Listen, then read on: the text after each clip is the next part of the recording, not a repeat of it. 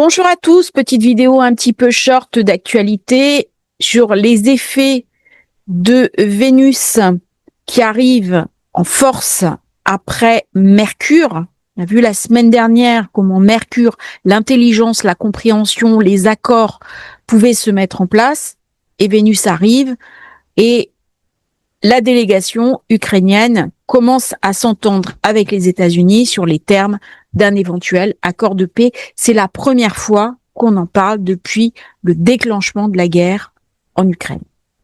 Alors ça, c'est vraiment quelque chose de clé, c'est quelque chose de déterminant.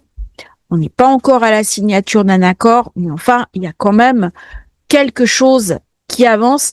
C'est la première fois qu'on va aussi loin dans un processus de paix. On revient sur les cartes. Carte d'aujourd'hui qui va être active pendant quelques jours.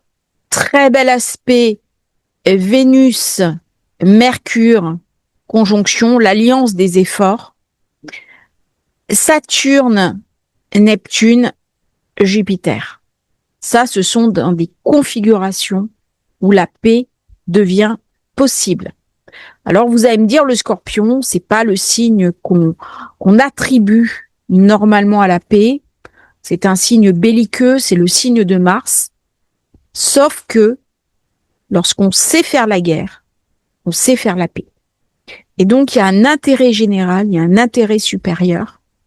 Et si on regarde bien, Uranus, qui avait été la planète phare pendant la nouvelle lune, peut amener des brusques revirements de situation. C'est la planète qui peut amener aussi des miracles. Et c'est ce qui est en train de se passer. Espérons que la promesse soit tenue. Quand j'ai Vénus, Saturne, ça m'amène de la détermination, ça m'amène de la stabilité, ça m'amène de la profondeur, ça m'amène de la diplomatie. Quand j'ai Vénus avec Jupiter, ça m'amène bien sûr de l'enthousiasme, de la chance, de la diplomatie au plus haut niveau. On se met autour d'une table, on discute, on essaie de faire la paix. Avec Pluton, qui est un petit peu activé par la Lune, certains dossiers sont restés confidentiels. Je pense que le président Trump a des choses, des cartes dans sa manche qu'il ne publiera pas forcément. Voilà. Je pense qu'il y a eu des choses secrètes, des tractations secrètes, des informations secrètes au plus haut niveau dont nous n'aurons pas forcément connaissance. Et ce qui se passe est assez conforme à ce qui avait été annoncé sur la chaîne, que ce soit les horoscopes de la semaine ou les horoscopes liés à la nouvelle lune. On va regarder rapidement la nouvelle lune.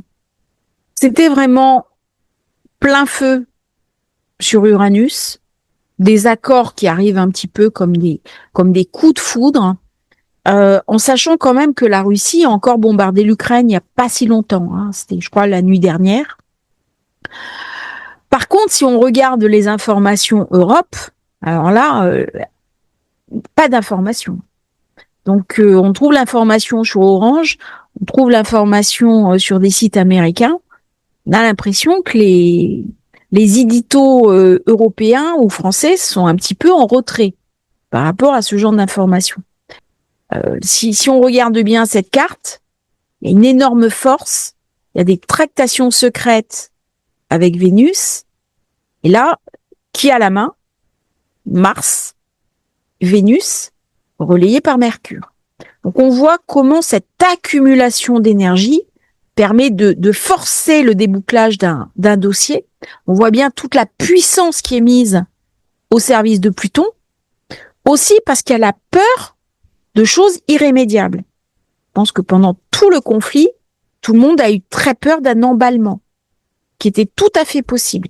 Et c'est la peur de l'emballement qui crée la possibilité d'une paix durable.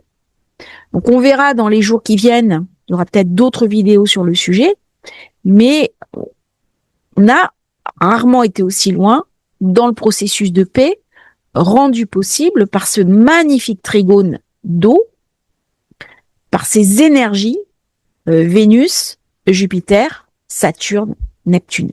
Et quand les planètes sont en harmonie, on voit bien comment la chance arrive dans notre vie, que ce soit à titre personnel, que ce soit à titre collectif. Ça ramène de la prospérité, ça ramène aussi du commerce, des échanges, des rencontres, de l'affect. Vénus, c'est la planète des échanges matériels, affectifs, financiers, mais aussi des rencontres, et puis de la chance, de la prospérité, de l'abondance.